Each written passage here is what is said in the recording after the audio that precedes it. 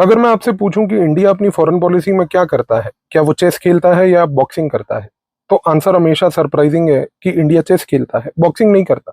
हम कभी भी हार्ड हिटिंग रिस्पॉन्सेज के तहत अपने किसी भी दूसरे कंट्री को डेसिमेट करने के लिए उससे लड़ाई नहीं करते। हमारा ऑब्जेक्टिव है कि हम एक स्मूथ केपेबल पॉलिसी के तहत अपने इंटरेस्ट को फुलफिल करें।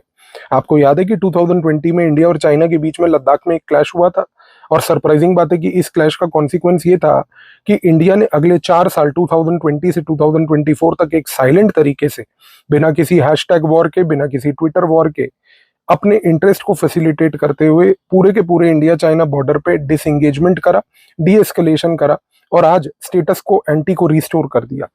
इस तरीके से जब इंडिया अपनी फॉरेन पॉलिसी को कंडक्ट करती है, तो इंडिया की फॉरेन पॉलिसी में जो एक पॉलिसी चॉइस है वो है कि we play chess, we don't do hard boxing.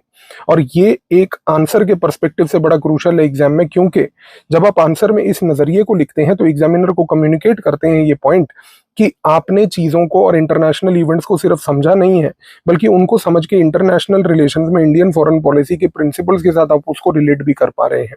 इसी नजरिए की अप्रोच मैं आपकी क्लास में आईआर के कोर्स में बिल्ड करता हूं। कोर्स को ज्वाइन करने के लिए लिंक इस वीडियो के नीचे डिस्क्रिप्शन में दिया है। धन्यवाद।